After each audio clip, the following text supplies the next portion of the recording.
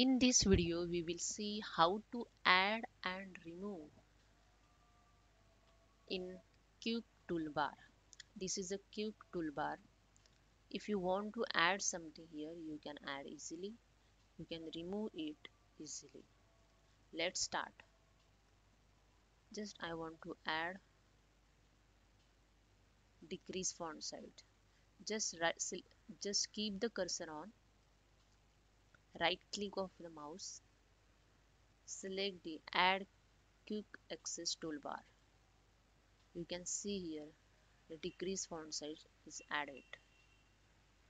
If you want to remove, I want to add one more thing.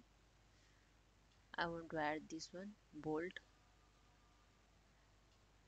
Right click of the mouse, add quick access toolbar. This is a bold. You can easily quickly access on. This is a quick access toolbar. I want to add one more thing. It's a zoom. Right click of the mouse, add on toolbar. Now I want to remove this. Just keep the cursor on it. Right click of the mouse. You get first option, remove from quick access toolbar. Click on that.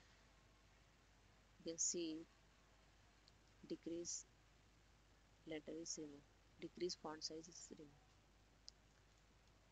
Again, right click, remove it.